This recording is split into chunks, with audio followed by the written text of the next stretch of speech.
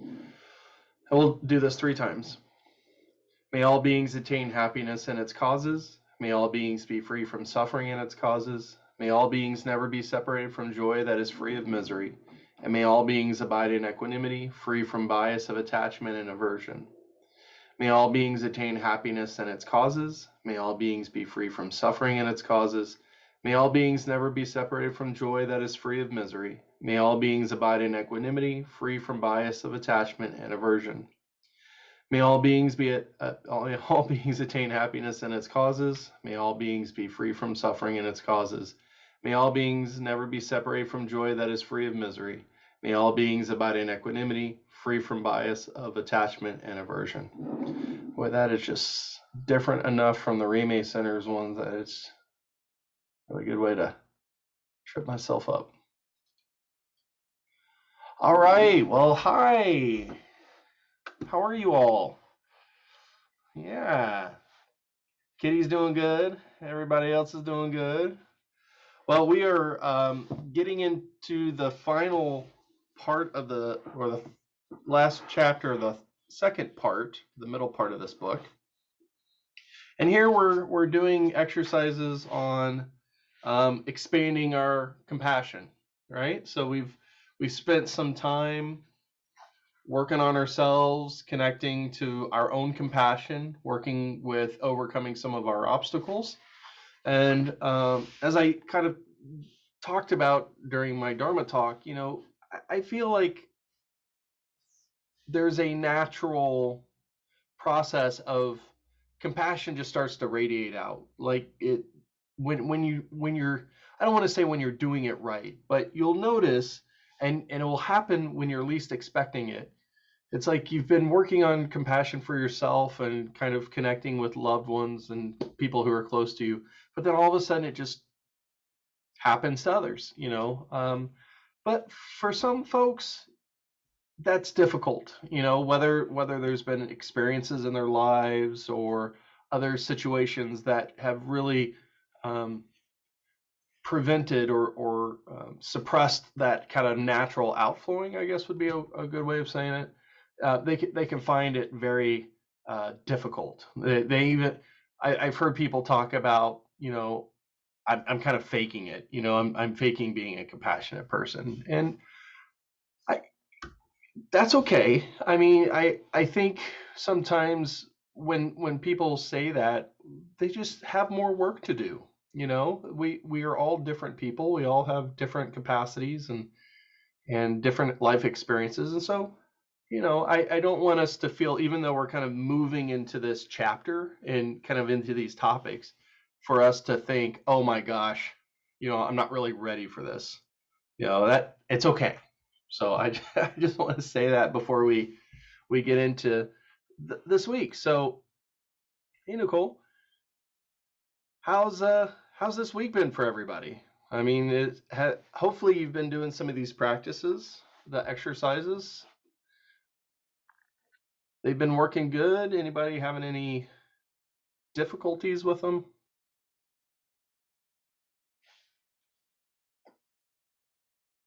Hey, Fanny.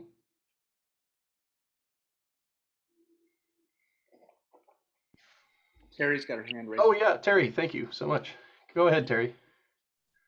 Last Friday, are you able to hear me okay? Yep, loud and clear. Last Friday, I have 2 elderly dogs, and they have both started developing health problems over the last, one over the last couple of years and the other one over the last several weeks. And I lost one on Friday, and then I lost the other one on Monday, and I have just been devastated. So these practices were really good for me to help go work through some of the grief. And I was very grateful, very, very grateful for the readings and the text and the practices. Yeah. Thank you, Terry. Yeah, that's interesting because I think we talked about it a little last week about was it last week that we talked about there's this process of mourning sometimes that we have to go through. And so these are very powerful practices, very powerful. And usually when people ask, like, well, what do I do when someone's dying, or what do I do when somebody's passed away? It's usually like doing Tonglen or loving kindness for them, and it's one of those things. It's not just for them, right? In a sense, we're doing that. So Terry, thank you so much for bringing that up. I'm sorry, so sorry for your loss, but I'm glad these practices brought you some comfort. Hi, Jason, Maggie.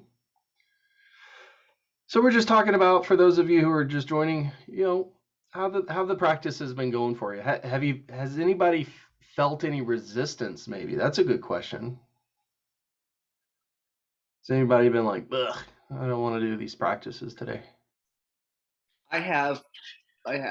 Yeah.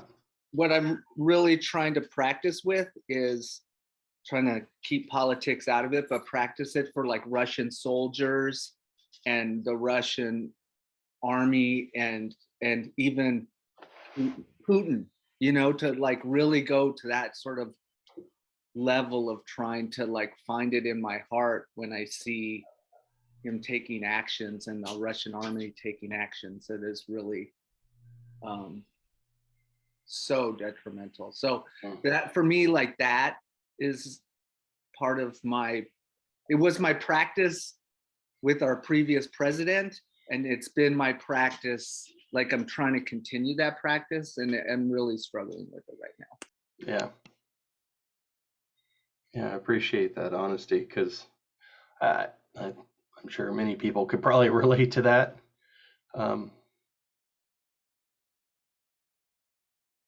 Somebody started circulating the cartoon on social media about my need to stay informed is in conflict with my need to stay sane, where it's like sometimes we just feel so inundated.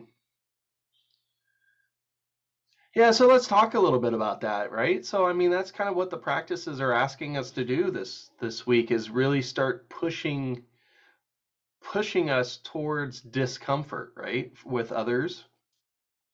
There's this notion of working with kind of a shared humanity, right? To think about, and we may have people who are on here who have served in the military, or I know we have people who are healthcare, and to think about, not only do we want, our one side or the other to be happy, but both sides, both of the belligerents in the conflicts are, in a sense, causing harm to themselves and others, and I guarantee you every single one of them who are out there in that process are just wanting to be happy, just to, go home and see their mothers again, or to their families.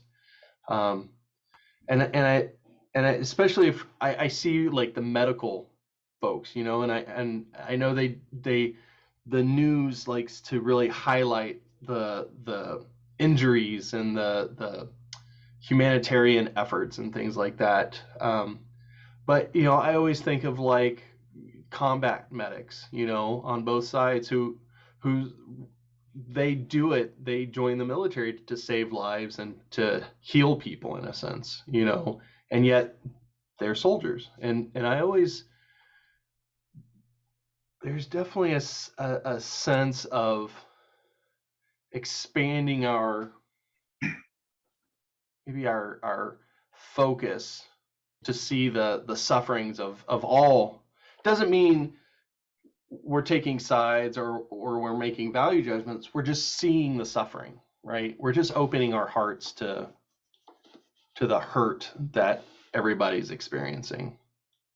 We don't have to have answers, and I think that's the other thing. Sometimes I think we want to have answers. We want the suffering to stop, and in a sense, we are powerless to a degree on trying to make any type of conflict across the oceans. Stop. Sure, we could write letters and do things, but I think in the broad scheme, that practice of Tong Lin, at the very end of the book, people always ask, what can I do? I feel like I can't do anything. Well, do Tong Lin.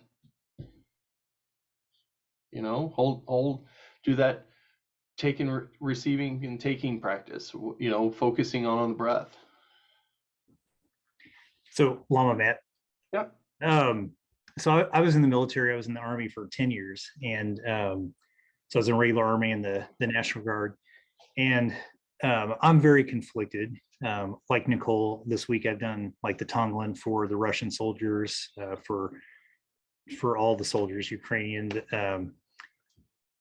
and their families, and just everybody. But it's very conflicted because I grew up in a state where, you're trained to do certain things as a soldier, and you're trained to think a certain way. And it kind of takes a little bit to sort of kind of desensitize yourself to learning that way of life, because you're trained, to kill, or you're trained to, like you said, in the combat medics and all this stuff, but you don't realize, and I think what people don't see, it's such a divisive topic, all of these things. Our country's been very divided for a long time, but for me, it's super hard to see the divisiveness, because and I'm reading another book that includes the Dalai Lama, and they're talking about like just seeing people in a different light, in any form of different light, makes them have a unique identity in which we see them as different, and which they become people that we can kind of, us against them.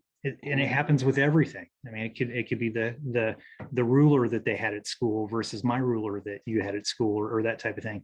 But for me, this practice this week has been, it's a struggle, like with what Nicole said, just trying to feel that compassion, because there's a part of me that's that soldier that just wants to, help out in the ways that I don't believe in now, that I don't want to kill anyone, and that's my path. And if they called me up to be a part of that at some point, I would not want to do that. And I would be like, all right, how am I going to resolve that struggle? And in real life, how would I handle that type of thing? So thinking about those things, but also thinking about just the sheer devastation. We don't realize that. I mean, you think about the millions of, and I know I'm talking and rambling, but the millions of people that are displaced at this point.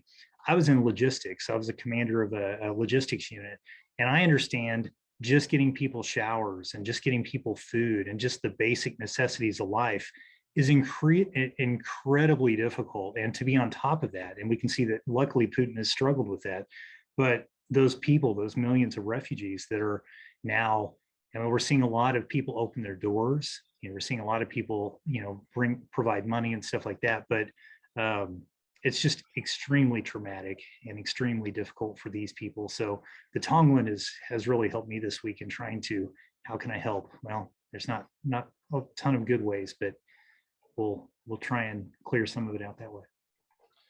Yeah, thank you, Jason. Because I think especially for people who are former military or active duty military, whatever their religious belief, I think when you're looking at religious teachings, and you look at the mentality that the military personnel have to have in order to be able to commit, to go to war, really conflict. And, there's a lot of pain and trauma that we see with like vets and active duty because of the moral injuries that they're sustaining, and that doesn't usually get talked about, right?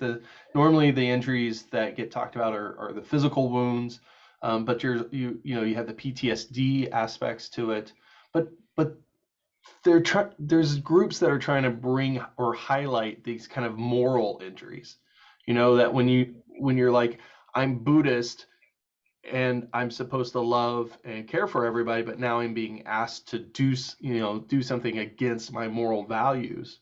It can create a lot of mental health issues and a lot of problems. And so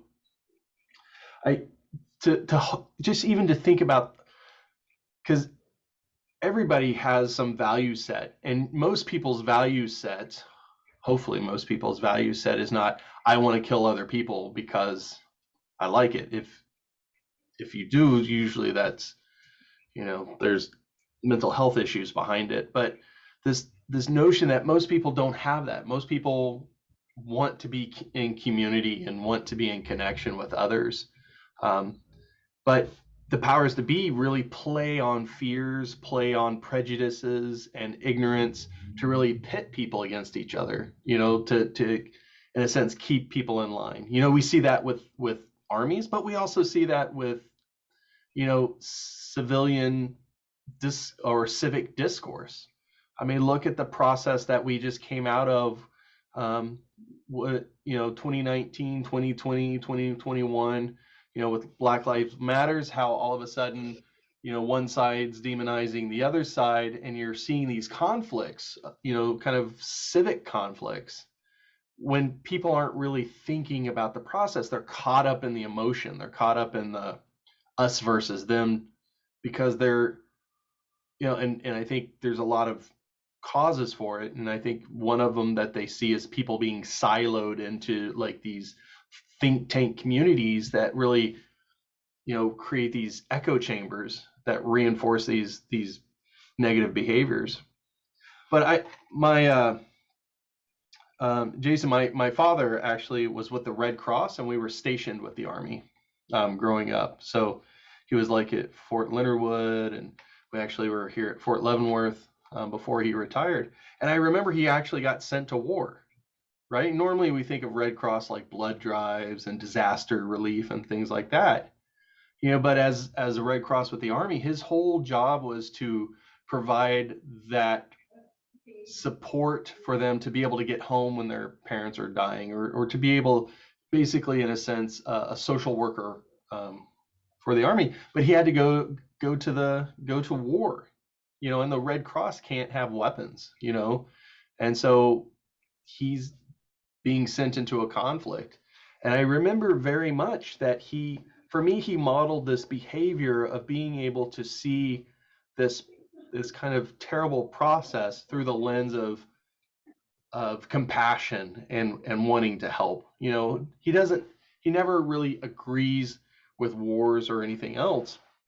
He wanted to be there to be a support to people who were suffering, the soldiers, to be able to get them home in a sense, if need be. So I always thought that was, a real gift that my dad gave me, because he allowed me to be able to see the two sides of it, and to really always broaden my view of conflicts. Because as a Red Cross, if he was, if he was Red Cross or neutral, right? So they can't just say I'm the Army's Red Cross. They're there with the Army.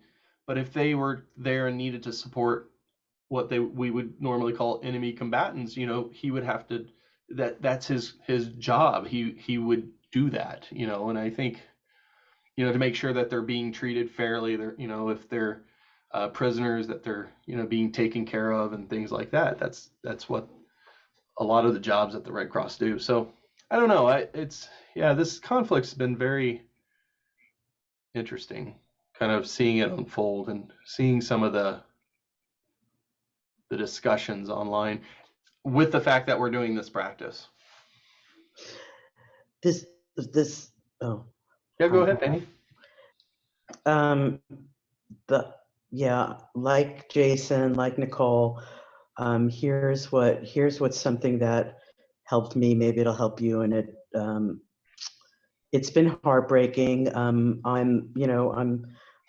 We're involved with folks that are there, relatives that are taking in refugees in Poland, ways that are directly helping, if anybody wants to know, directly on the ground. And one of the things that this chapter and His Holiness has talked about in other ways, how not to lose our compassion when we're seeing the karma that's being created by this malevolent, like putting wrong view is mildly, how, and I was trying to put myself, with the help of a friend that does prison work, who's a Dharma sister, and she said, you know, people were getting upset, practitioners were having this dichotomy of seeing the I and other, as both of you were speaking, and then, you know, having made this Bodhisattva vow, like, how do you stay compassionate for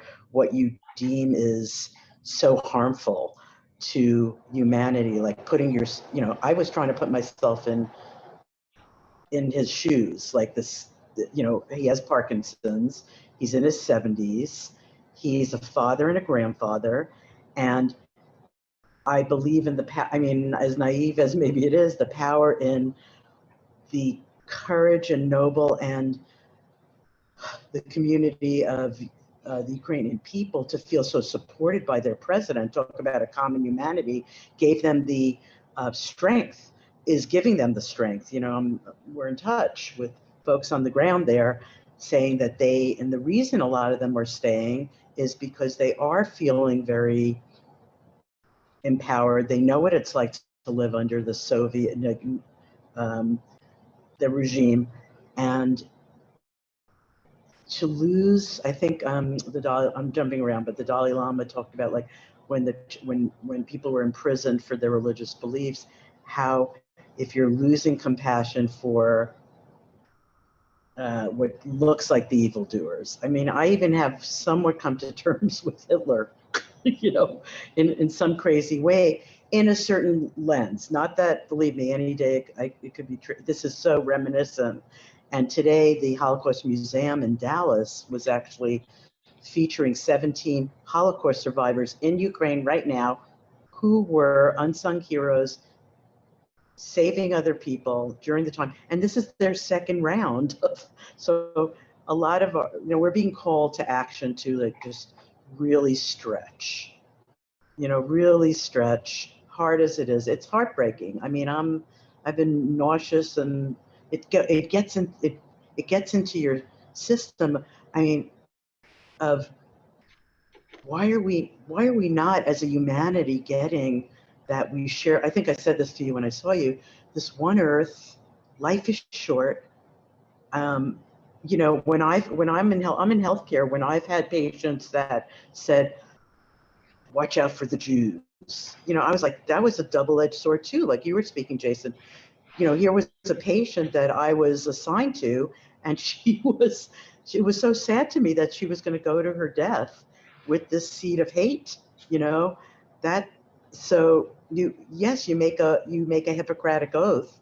You make to care for anybody, even if they are confrontational to you, knowingly or unknowingly. Hard to do.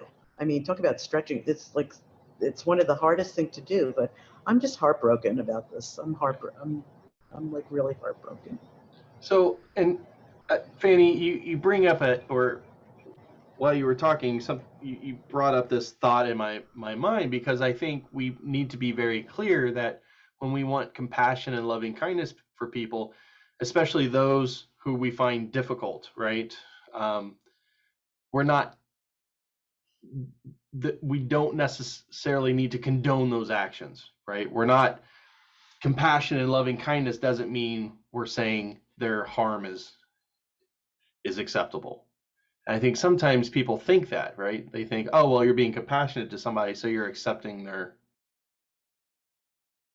you know, and I think, and let me throw it out to you all. I mean, what do you think about that? This notion of, you know, being compassionate without condoning the negative actions that people do.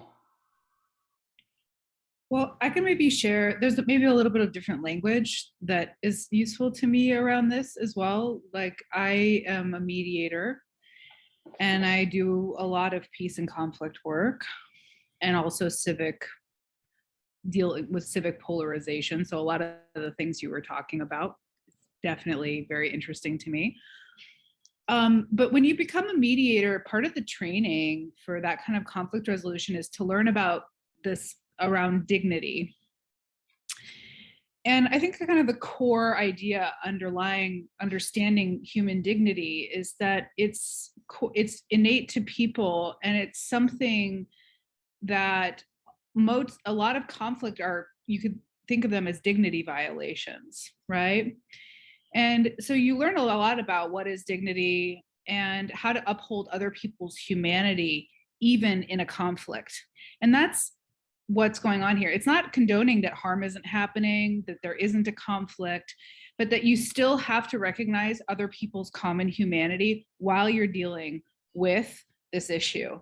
And so we don't use the word compassion, but it's another way at getting at this same thing, where there's going to be accountability. We're going to have to work through this. We are going to talk about harm that's occurring, but I can still recognize that there is some core type of humanity inside of Putin, inside the Diablo, anybody that we're talking about that we don't like, any conflict situation, it's still there.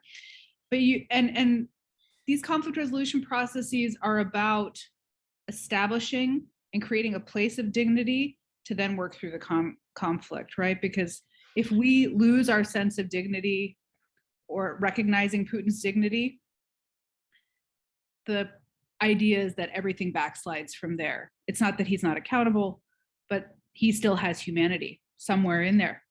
It's our job to find that and deal with the conflict. So it's an interesting, I think it's been language that's helped me. Yeah, that's brilliant. Thank you so much for sharing that. You know, this sense of accepting the person but not their behavior, you know, really kind of seeing the difference between that. Yeah. Oh. Any other thoughts about these practices? Has any? I'm curious on how people are applying them. Are you applying them like, I'm going to do this one today, I'm going to do a different one tomorrow, or are you stacking them up in like one meditation session where you're like, I'm going to do like maybe 5 to 10 minutes of one, maybe 5 to 10 minutes of another? And do you find one way or the other is more beneficial for anybody who's doing that?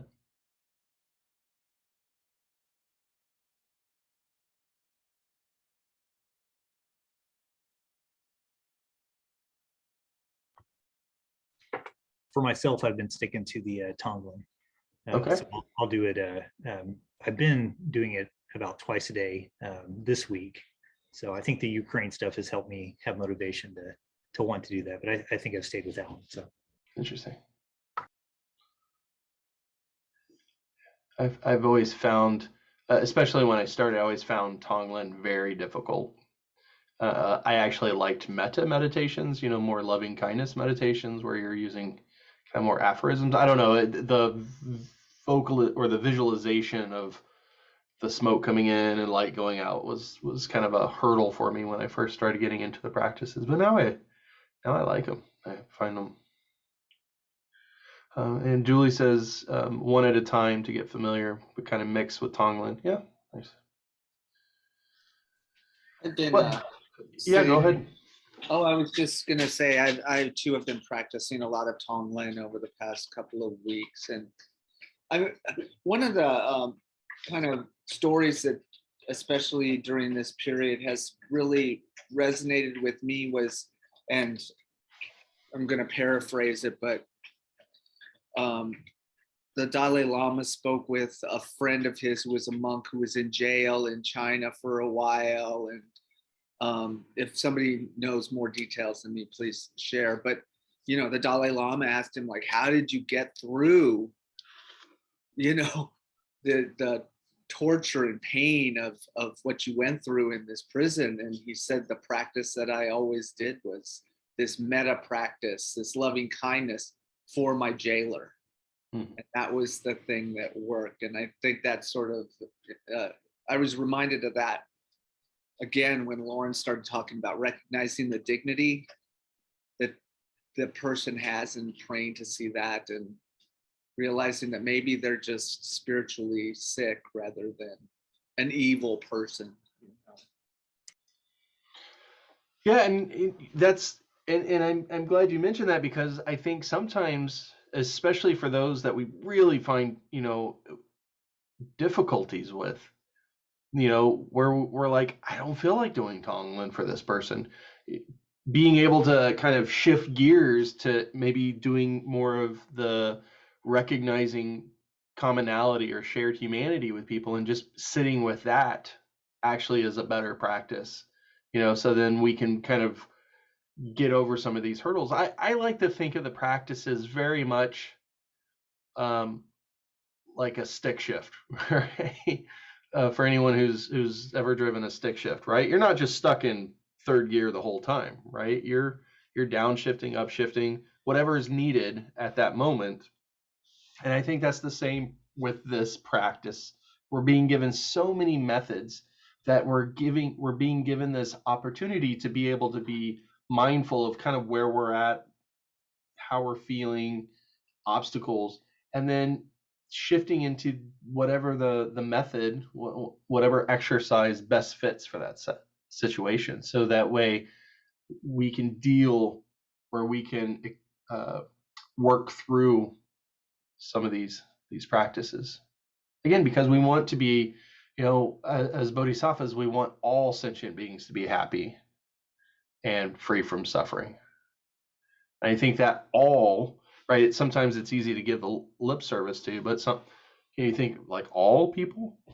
What about those people that really hurt me as a child or as a teenager or as an adult, or as, you know, caused harm to families and or people that I know? Yeah, the toolbox, right? Not everything is a nail, as they say. Well, I want to share. So the video I want to show, it's about 18 minutes, but it's well worth it. So this is Bob Thurman, and I sent out the email. If you watched it, great. Bob Thurman is actually giving us another method. It's not necessarily here in the book, but it's another one that really brings in the same process with kind of the shared understanding, the shared humanity and commonality of people into kind of expanding that out. So I want to share that next. Let me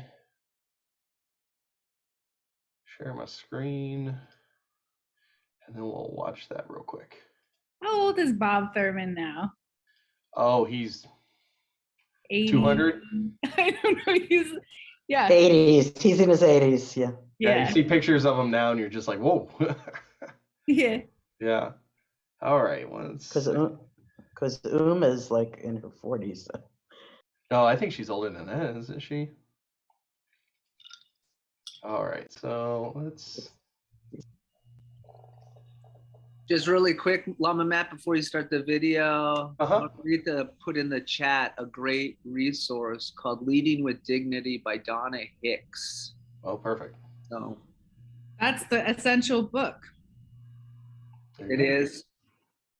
Yeah, that's the source manual on dignity.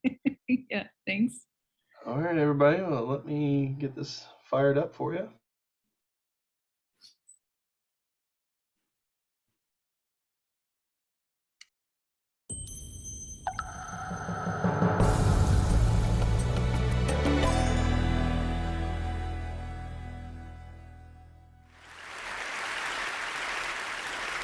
I want to open by quoting Einstein's wonderful statement, just so people will feel at ease that the great scientist of the 20th century also agrees with us and also calls us to this action.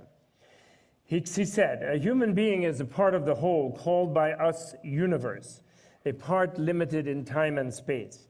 He experiences himself, his thoughts and feelings as something separated from the rest. A kind of optical delusion of his consciousness, that separation. This delusion is a kind of prison for us, restricting us to our personal desires and to affection for a few persons nearest to us. Our task must be to free ourselves from this prison by widening our circle of compassion, to embrace all living creatures and the whole of nature in its beauty. This insight of Einstein's is uncannily close to that of Buddhist psychology, wherein compassion, karuna, it is called, is defined as the sensitivity to another's suffering, and the corresponding will to free the other from that suffering. It pairs closely with love, which is the will for the other to be happy, which requires, of course, that one feels some happiness oneself and wishes to share it.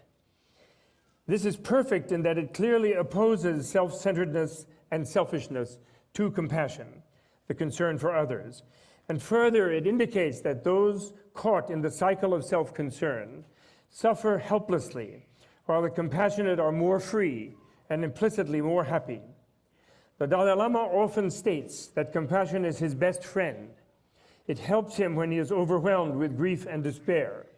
Compassion helps him turn away from the feeling of his suffering as the most absolute, most terrible suffering anyone has ever had, and broadens his awareness of the sufferings of others, even of the perpetrators of his misery, and the whole mass of beings. In fact, suffering is so huge and enormous, his own becomes less and less monumental, and he begins to move beyond his self-concern into the broader concern for others. And this immediately cheers him up, as his courage is stimulated to rise to the occasion.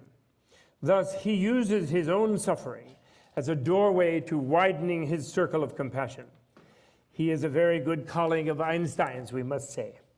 Now, I want to tell a story, which is a very famous story in the Indian and Buddhist tradition, of the great Saint Asanga, who lived a contemporary of Augustine in the West and was sort of like the Buddhist Augustine. And Asanga lived 800 years after the Buddha's time, and he was discontented with the state of people's practice of the Buddhist religion in India at that time. And so he said, I'm sick of all this. Nobody's really living the doctrine. They are talking about love and compassion and wisdom and enlightenment, but they are acting selfish and pathetic. So the Buddha's teaching has lost its momentum. I know the next Buddha will come a few thousand years from now, but exists currently in a certain heaven. That's Maitreya. So I'm going to go on a retreat, and I'm going to meditate and pray until the Buddha Maitreya reveals himself to me and gives me a teaching or something to revive the practice of compassion in the world today. So he went on this retreat, and he meditated for 3 years, and he did not see the future Buddha Maitreya, and he left in disgust. And as he was leaving, he saw a man sitting, funny little man, sitting sort of partway down the mountain, and he had a lump of iron, and he was rubbing it with a cloth. And he became interested in that. He said, well, what are you doing? And the man said, I'm making a needle. And he said, that's ridiculous. You can't make a needle by rubbing a lump of iron with the cloth. And the man said, really? And he showed him a dish full of needles. So he said, oh, okay, I get the point. He went back to his cave. He meditated again. Another 3 years, no vision. He leaves again. This time he comes down, and as he's leaving, he sees a bird making a nest on a cliff ledge, and where it landing to bring the twigs to the cliff, its feathers brushes the rock, and it had cut the rock in inches, 6 to 8 inches in. There was a cleft in the rock by the brushing of the feathers of generations of the birds. So he said, all right, I get the point. He went back. Another 3 years. Again, no vision of Maitreya after 9 years. And he again leaves, and this time he sees water dripping, making a giant bowl in the rock where it drips in the stream. And so again he goes back. And after 12, there is still no vision. And he's freaked out, and he won't even look left or right to see any encouraging vision. And he comes to the town. He's a broken person. And there in the town, he's approached by a dog who comes like this, one of these terrible dogs you can see in some poor country, even in America, I think, in some areas, and he's looking just terrible. And he becomes interested in this dog because it's so pathetic and it's trying to attract his attention. And he sits down looking at the dog, and the dog whole hindquarters are a complete open sore. And it is just, some of it is like gangrenous, and there's like maggots in the flesh, and it's terrible. And he thinks, what can I do to clean and fix up this dog? Well, at least I can clean this wound and wash it. And so he takes it to some water he's about to clean, and then his awareness focuses on the maggots. And he sees the maggots, and the maggots are kind of looking a little cute, and they're maggoting happily in the dog's hindquarters there. And well, if I clean the dog, I'll kill the maggots. So how can that be? I'm a useless person, and there's no Buddha, and no Maitreya, and everything is all hopeless. And now I'm going to kill some maggots. So he had a brilliant idea. And he found a shard of something, and he cut a piece of flesh from his thigh, and he placed it on the ground. He was really not really thinking too carefully about the ASPCA, He was just immediately caught with the situation. So he thought, I will take the maggots and put them on this piece of flesh, then clean the dog's wound, and then, I'll figure out what to do with the maggots. So he starts to do that. He can't grab the maggots. Apparently they wriggle around. They're kind of hard to grab, these maggots. So he says, well, I'll put my tongue on the dog's flesh, and then the maggot will jump on my warmer tongue. The dog is kind of used up. And then I'll spit them one by one down on the thing. So he goes down, and he's sticking his tongue out like this. And he has to close his eyes. It's so disgusting, and the smell and the thing and everything. And then suddenly there's like a noise like that. He jumps back. And there, of course, is the future Buddha Maitreya in a beautiful vision, like rainbow lights, golden, jeweled plasma body, like exquisite mystic vision he sees. And he bows. But being human, he's immediately thinking of his next complaint. So as he comes up from his first bow, he says, my Lord, I'm so happy to see you, but where have you been for 12 years? What is this? And Maitreya says, I was with you. Who do you think was making needles and making nests and dripping on rocks for you, Mr. Dense, looking for the Buddha person, he said. And he said, you didn't have until this moment real compassion. And until you have real compassion, you cannot recognize love. Maitreya means love. It's the loving one, in Sanskrit. And so he looked very dubious, Asanga did. And he said, if you don't believe me, just take me with you. And so he took the Maitreya and shrunk into like a globe of ball, took him on his shoulder. And he ran to the town and to the marketplace, and he said, rejoice, rejoice. The future Buddha has come, ahead of all predictions. Here he is. And then pretty soon they started throwing rocks and stones at him. It wasn't Chautauqua. It was some other town. Because they saw a demented-looking, scrawny-looking yogi man, like some kind of hippie, with a bleeding leg and a rotten dog on his shoulder, shouting that the future Buddha had come. So naturally they chased him out of town. But on the edge of town, one elderly lady, a charwoman in a charnel ground, saw a jeweled foot on a jeweled lotus on his shoulder, and then the dog. But she saw the jeweled foot of the Maitreya, and she offered a flower. So that encouraged him. And he went to Maitreya, with Maitreya, then took him to a certain heaven, the way the Buddhist myth unfolds in a typical way. And Maitreya then kept him in that heaven for 5 years, dictating to him 5 complicated tomes of the methodology of how you cultivate compassion. And then I thought I would share with you what that method is, or one of them, famous one. It's called the 7-fold causal method of developing compassion. And it begins first by one meditating and visualizing with one, all beings are with one. And even all animals too, but everyone is in human form. The animals are in one of their human lives. The humans are human. And then in them, you think of your friends and loved ones, the circle at the table. And you think of your enemies, and you think of the neutral ones. And then you try to say, well, the loved ones I love, but, after all, they're nice to me. I had fights with them. Sometimes they were unfriendly. I got mad. Brothers can fight. Parents and children can fight. So in a way, I like them so much because they're nice to me. The neutral ones, I don't know them. They could all be just fine. And then the enemies I don't like because they're mean to me. But they're nice to somebody. I could be them. And then the Buddhists, of course, think, because we've all had infinite future lives, the Buddhists think that we've all been each other's relatives, actually.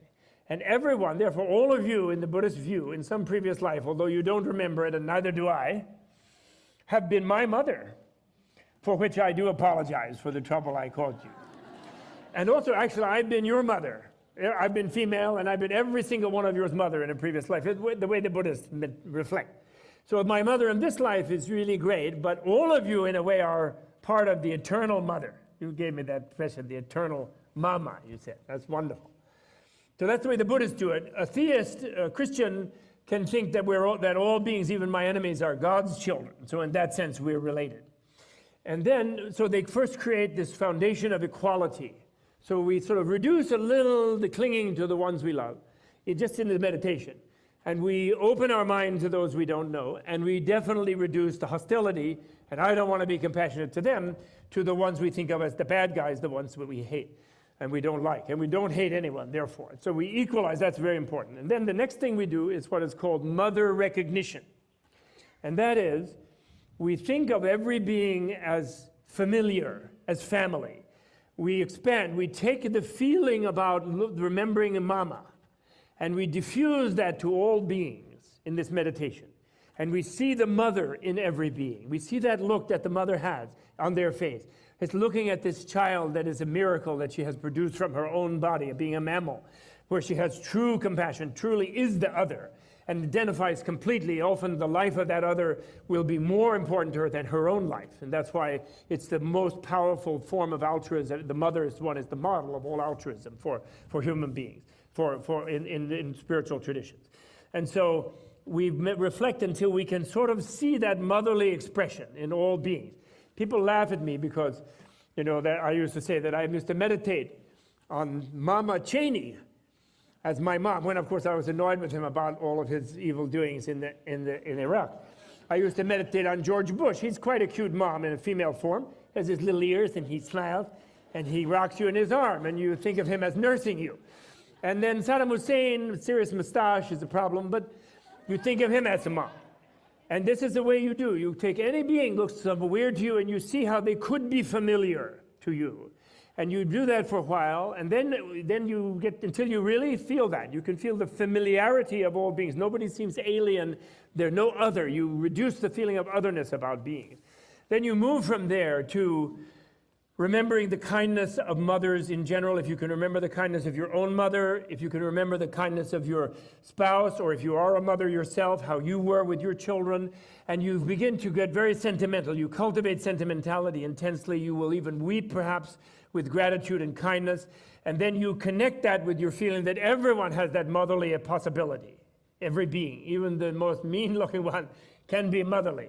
And then you step from there to what is called a feeling of gratitude. You want to repay that kindness that all beings have shown to you. And then the fourth step, you go to what is called lovely love. And each one of these you can take some weeks or months or days, depending on how you do it, or you can do them in a run, this meditation. And then you think of how lovely beings are when they are happy, when they're satisfied. And every being looks beautiful when they're internally feeling a happiness. Their face doesn't look like this. When they're angry, they look ugly, every being. But when they're happy, they look beautiful. And so you see beings in their potential happiness, and you feel a love toward them that you want them to be happy, even the enemy. And actually, it's very logical to want. We think Jesus is being unrealistic when he says, love thine enemy. He does say that. And we think he's being unrealistic and sort of spiritual and highfalutin. Nice for him to say it, but I can't do that. But actually, that's practical. If you love your enemy, that means you want your enemy to be happy. If your enemy was really happy, why would they bother to be your enemy? How boring to run around chasing you. They would be relaxing somewhere, having a good time. So it makes sense to want your enemy to be happy because they'll stop being your enemy because that's too much trouble. So, but anyway, that's a lovely love. And then finally, the fifth step is compassion, universal compassion. And that is where you then look at the reality of all the beings that you can think of. And you look at them and you see how they are, and you realize how unhappy they are, actually, most of the time. You see that furrowed brow in people. And then you realize they don't even have compassion on themselves. They're driven by this duty and this obligation. I have to get that, I need more, and I'm not worthy, and I should do something. And they're rushing around all stressed out. And they don't even, and they think of it as somehow macho, hard discipline on themselves, but actually they are cruel to themselves. And of course they are cruel and ruthless toward others, and they then never get any positive feedback. And the more they succeed and the more power they have, the more unhappy they are. And this is where you feel real compassion for them. And you then feel you must act. And it's the motivation and the choice of action, of course, hopefully will be more practical than poor Asanga, who was fixing the maggots and the dog, but because he had that motivation, and whoever was in front of him, he wanted to help. But of course, that isn't practical. He should have founded the ASPCA in the town and gotten some scientific help for dogs and maggots. And I'm sure he did that later. But that just indicates the state of mind, And so the next step, the sixth step beyond universal compassion, which then is this thing where you're linked with the needs of others in a true way. And you have compassion for yourself also. And it isn't sentimental only. You might be fierce with some bad guy is making himself more and more unhappy, being more and more mean to other people, and getting punished in the future for it in various ways. And in the Buddhism, they catch it in the future life. Of course, in theistic religion, they're punished by God or whatever. In materialism, they think they get out of it just by not existing, by dying, but they don't. And so they get reborn as whatever, Never mind, I won't get to that. But the next step is called universal responsibility. And that is very important. The charter of compassion must lead us to develop, through true compassion, what is called universal responsibility. And that means that that's the great teaching of His Holiness the Dalai Lama that he always teaches everywhere. And he says that is the common religion of humanity, kindness. But kindness means universal responsibility. And that means whatever happens to other beings is happening to us. And we are responsible for that. And we should take it and to do whatever we can at whatever little level and small level that we can do it. We absolutely must do that. There is no way not to do it. And then finally, that leads to a new orientation in life where we live equally for ourselves and others. And we realize that happiness for ourselves, and we are joyful and happy. One thing we mustn't think is that compassion makes you miserable. Compassion makes you happy. The first person who is happy when you get great compassion is yourself. Even if you haven't done anything yet for anybody else, although the change in your mind already does something for other beings. They can sense this new quality in yourself, and it helps them already and gives them as an example. And that uncompassionate clock has just showed me that it's all over. So practice compassion, read the charter, disseminate it, and develop it within yourself. Don't just think, oh, well, I'm compassionate or I'm not compassionate, and sort of think you're stuck there. You can develop this. You can diminish the non-compassion, the cruelty, the callousness, the neglect of others, take universal responsibility for them, and then not only will God smile and the eternal Mama will smile, but Karen Armstrong will smile. Thank you very much.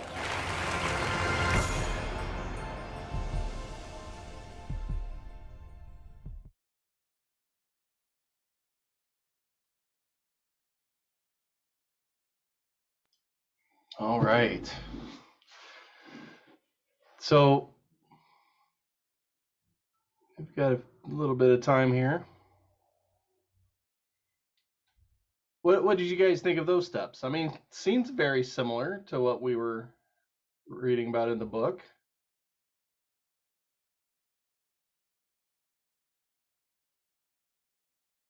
Yep, he was a guest once at the Remay Center, long time ago. I think it was the Oscar night, right? Wasn't his daughter up for an award, and I think he wanted to be watching TV rather than talking to us. But so, what do you think? I mean, do you think those steps are more likely to happen? I mean, there's a couple of assumptions at the beginning, right? That we've all been each other's mother.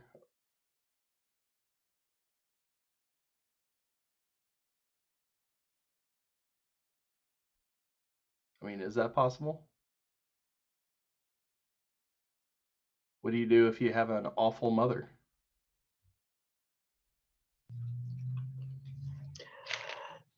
Relatively, your mother is awful. Ultimately, she gave you life.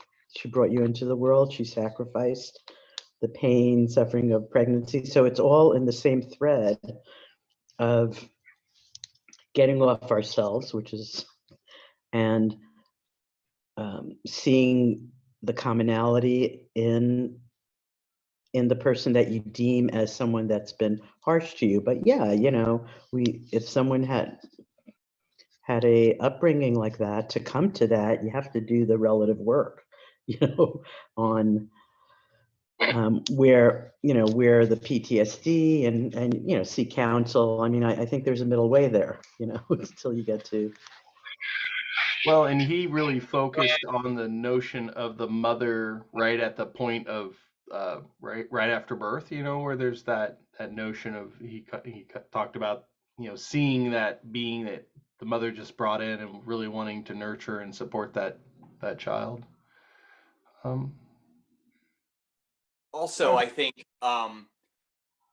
we can take it literally, but we don't have to for it to be meaningful.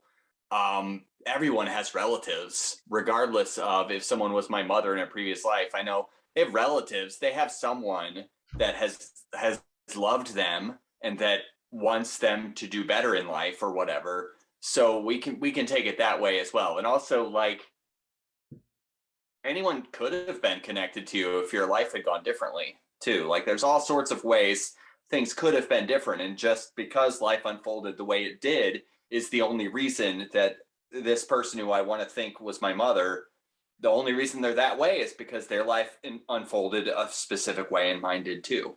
It's not, it can be their fault, but it's not like 100% their fault that they're making me feel this way. Yeah, so you could even say like you could think of benefactors, right? Even outside of the family, somebody who you have that very, strong connection. I think really what it is this person who really gave up a lot to support you, to really, showed you kind of that love, that unconditional love in a sense, that really just liked you with all your, warts and all, as they say, right? Yeah. Yeah, Luis. The thing that struck me is that he's giving what we call a universalist principle, namely loving kindness, and the thing about that is that it comes with an application also. It's universal. It's like whenever you have a freedom, you have responsibility. It's not just one thing. With love and compassion comes responsibility. The other thing that I would like to say when he says that, well, we all know that because we had mothers, and throughout history, mothers have been idolized as being really perfect beings, and that's not the case. I say that there have been bad mothers from the day they were born. There's no question about it. There have been good mothers without a doubt, and also the period of motherhood where the child is supposed to be. I say not all mothers give unconditional love.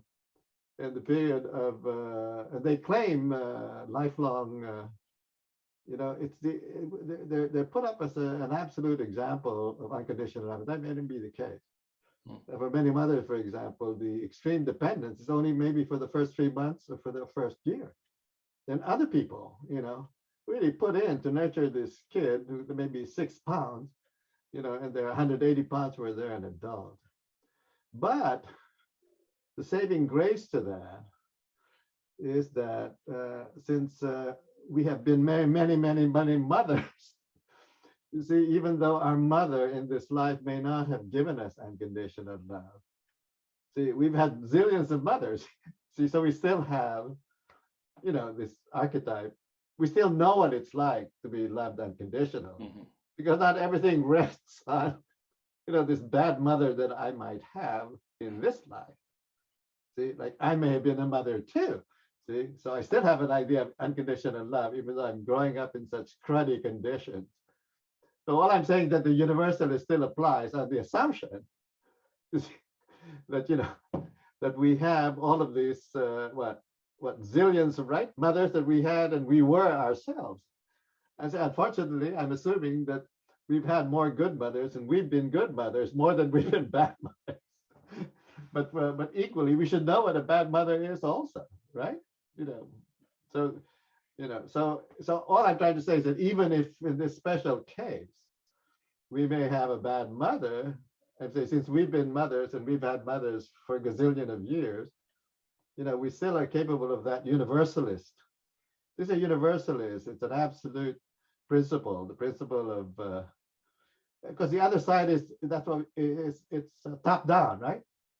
Love thy neighbor as thyself. Okay, so how can, but the other side is it's bottoms up. The bottoms up means what happens in your actual relationship. For example, if I had a good mother, I says, well, in this life, I know what it is to be loved because I've been in love. I've been loved. But unconditional love. See, that's the top, that's the bottoms up. So wherever I go, I have a clear picture of unconditional love, but it's tied in with a specific mother. See, my mother in this life. But if I did have that, I still should have an idea of unconditional love that's tied in with my ancestors since time immemorial. See, so you have this both bottoms up and top down sources that make up, this universal So imperative. I'll call it an imperative. So you're really leading credence really to what Daniel just talked about. Oh, absolutely. There might not be that necessarily the, Absolutely. I just want to tie in the bottoms up and the top down, See, that even if I'm unfortunate, you say, well, you're unfortunate. You never know what it's like to love because your mother did love you. She left you to an orphanage. So you say you're hopeless, right? Yeah. But he said, well, we're not hopeless, even though that was our condition.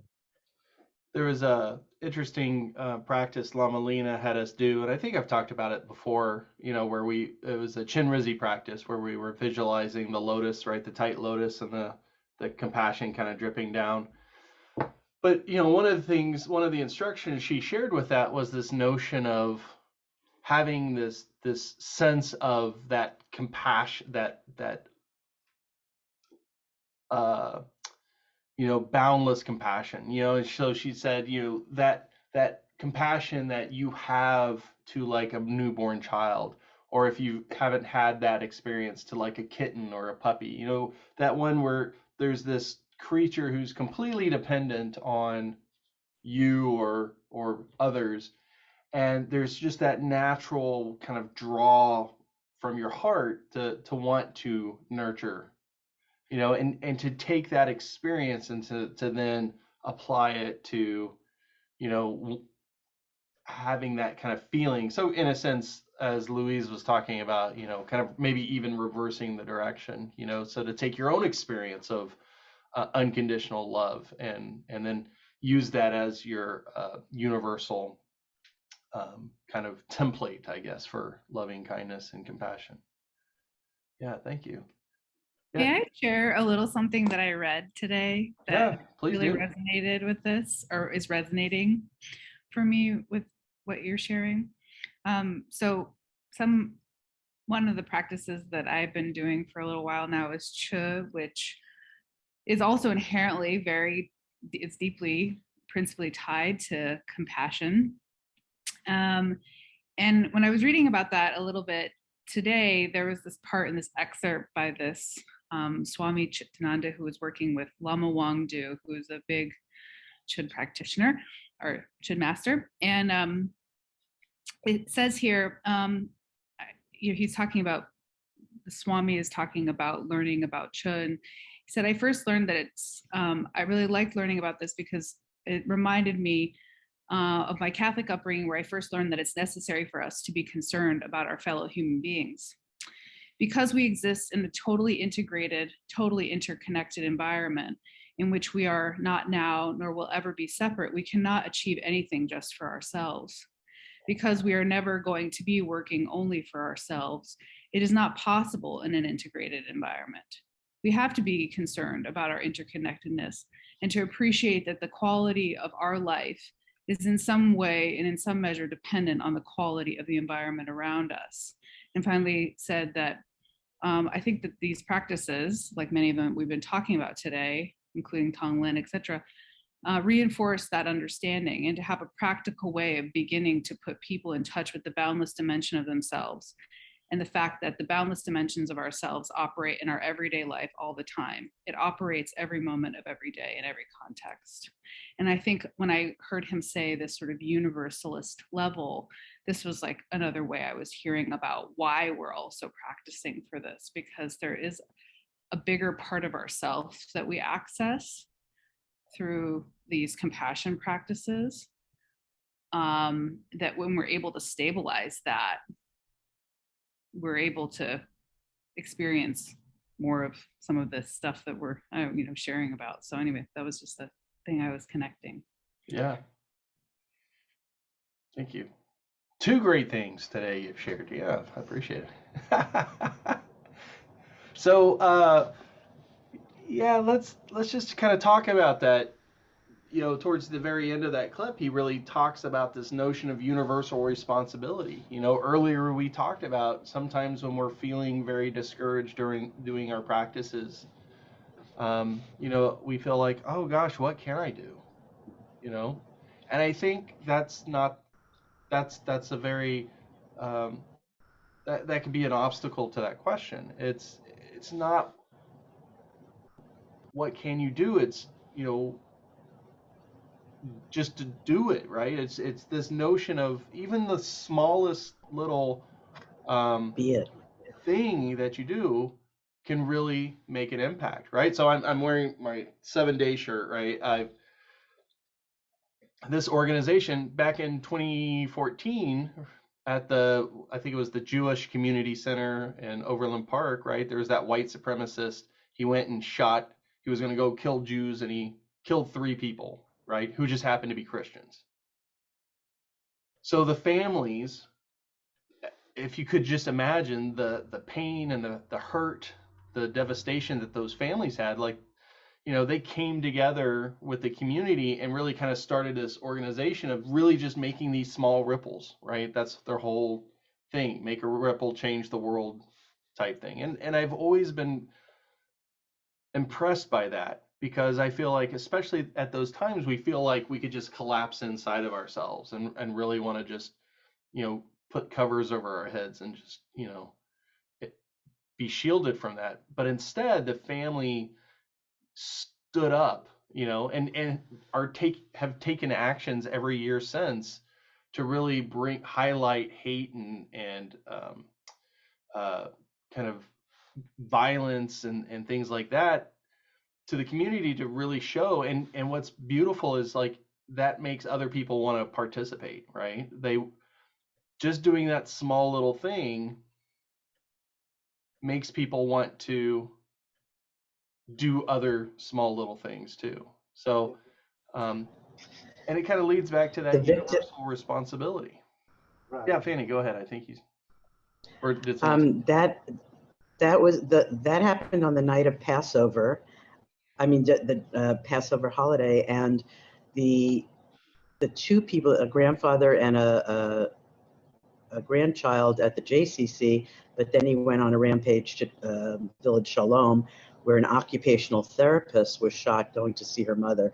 So she had dedicated her life to helping others. I'm just saying the cyclical thing, and how the family wanted to honor and do these ripples. I did want to say, I don't know what keeps coming up for me around all these points that are pointing to the same universality of responsibility, love, seeing ourselves in others, is the Thousand Arm Shenrezi. I forgot that that's what I've been doing the last 2 weeks, visualizing those 1,000 arms extending out with the eye of wisdom to all the people in Ukraine, including Putin, including Russia, and just, holding the space, holding them up. So, one day I hope we can do Thousand Arm Shenrezi in the Rime. I found it a very potent visual and help. Yeah. Yep. So Louise? yes. Yep. No, Community. I just want to reinforce that, when you do things for others, you not just make you happy, but it makes you more human. And the thing that's important about that is that you become more human in the future. See, it becomes easier. It's something like it's growth. It's what I wanted to say when I was talking, that when we do these little things, the effect it has on us, it makes us more human, not just make us happy. So it's easier for us to do it. It's easier for us to take more responsibility. We actually grow, we get better. That's what I meant, that doing these little things makes us more that kind of a being. See, so we're not always on square one. All right, that's all I wanted to say. What you wanted to. No, Louise, I appreciate that. Thank you. And Nora's here, so. I know. Hey, Nora. We had to go to our son's birthday, so. But all right. We didn't want to. We thought we'd be back, but we weren't. So, but we didn't want to miss out on seeing all you wonderful people that we have such loving kindness for. Right. Well, I'm glad you all made it. So we are at the top of the hour. We have a couple more minutes, so just want to keep it open if there's anyone that didn't share that wants to.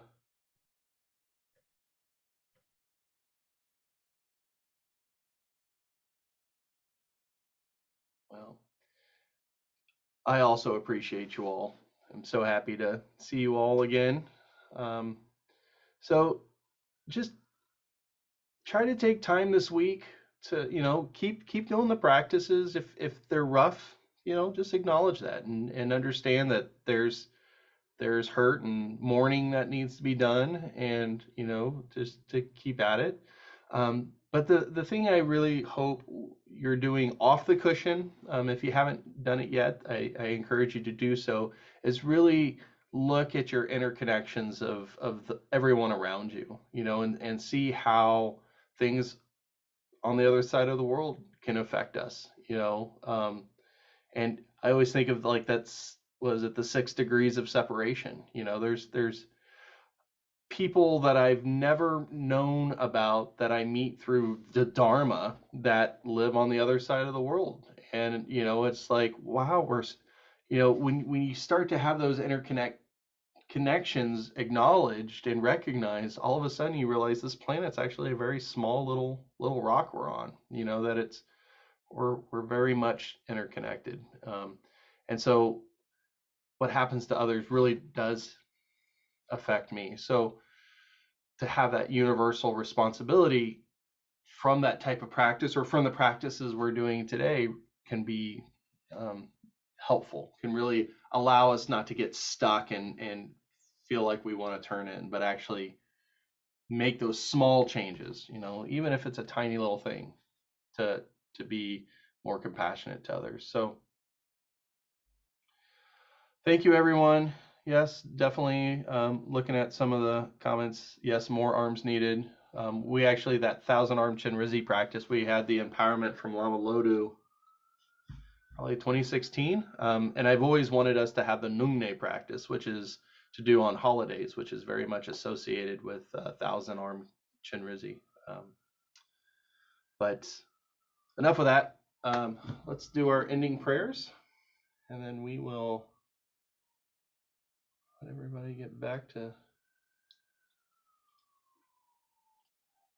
There we go. We'll just say this once. Bodhicitta is precious. May it arise from whom it is not arisen. Once arisen, may it not diminish, but ever grow and flourish.